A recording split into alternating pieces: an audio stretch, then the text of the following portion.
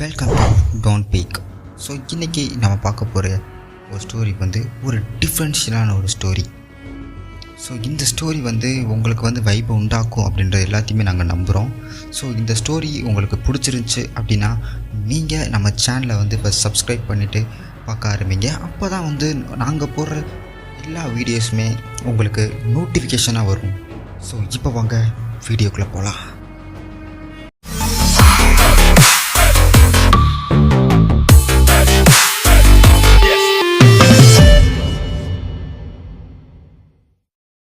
Bangkok என்ற மாநகரத்தில் ஒரு பெரிய பைக் சேஸ் நடந்துக்கிட்டு இருக்கு. என்ன அப்படின்னா, ஒரு 20 பைக்கர்ஸ் ஒரு 40 வயசு ஆளை பைக்கில் விடாமல் துரத்திக்கிட்டு இருக்காங்க. ஸோ அவரும் இருக்க சந்து புந்து எல்லா இடத்துக்குமே பாஞ்சு போயிட்டு இருக்காரு. ஸோ அவருடைய பெயர் என்ன அப்படின்னா ஜவான்.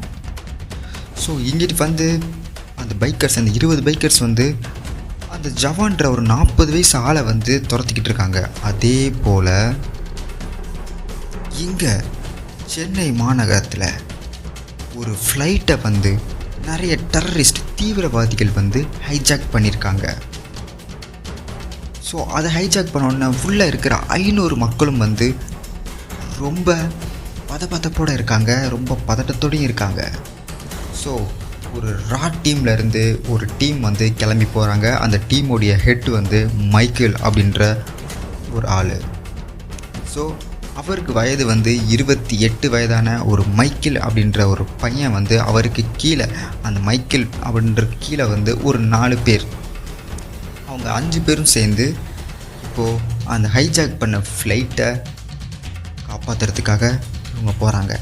ஸோ இந்த சைடு பார்த்தீங்க அப்படின்னா 20 பைக்கர்ஸ் ஒரு வயசான ஆள், ஒரு 40 வயசு ஆன ஆளை துரத்திக்கிட்டு இருக்காங்க.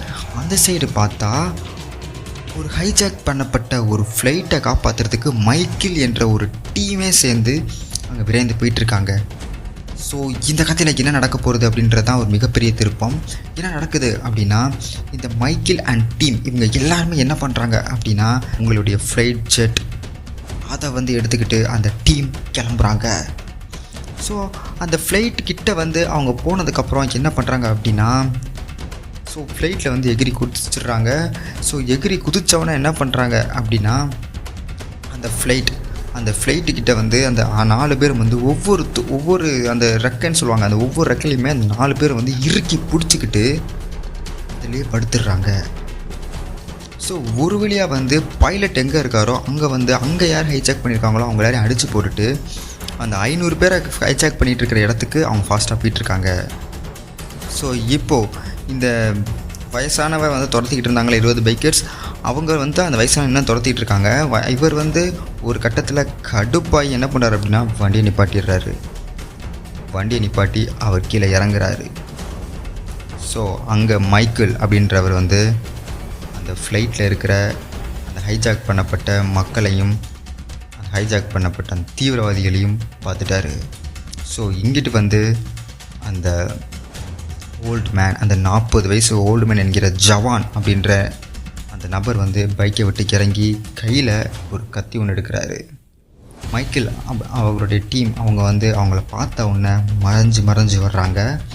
இவர் அந்த 20 பேரையும் நோக்கி நடந்தே போகிறாரு. அந்த 20 பேரும் பைக்கை விட்டு இறங்கி தன்னோட ஆயுதங்கள் எடுத்துகிட்டு இவர் அட்டாக் பண்ணுறதுக்காக அங்கேருந்து வேகமாக வர்றாங்க. ஸோ இவரும் இந்த மைக்கேல் அண்ட் டீமும் என்ன பண்ணுறாங்க அப்படின்னா, மெதுவாக அந்த டெரரிஸ்ட் கிட்ட மெதுவாக போகிறாங்க. ஸோ அங்கே அந்த 20 பேரும் இந்த ஓல்டேஜ் மேனை அட்டாக் பண்ணுறக்காண்டி வர்றாங்க. இங்கே மைக்கேல் அந்த டெரரிஸ்ட்டை அட்டாக் பண்ணுறதுக்காக ஒளிஞ்சு போகிறாங்க. ஸோ ஒரே டைமில் லாஸ்ட் இவர் என்ன பண்ணுறாரு அப்படின்னா, அந்த ஓல்டேஜ் மேன் என்ன பண்ணுறாரு அப்படின்னா, அவங்க எல்லாரையுமே தன் கையில் வச்சுருந்த கத்தியால் தாக்குறாரு.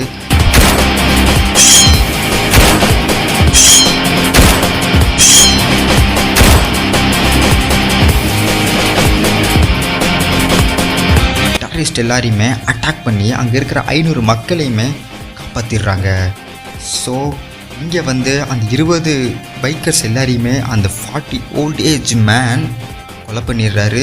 இங்கே அந்த மைக்கேல் என்கிற அந்த டீமோடைய ஹெட் அவங்களும் அந்த டீமும் சேர்ந்து டெரரிஸ்ட் எல்லாரையுமே கொன்னுட்டு அந்த ஹைஜாக் பண்ணப்பட்ட அந்த ஃப்ளைட்டையும் காப்பாற்றிடுறாங்க, உள்ளே இருக்கிற அந்த மக்களையும் காப்பாற்றிடுறாங்க.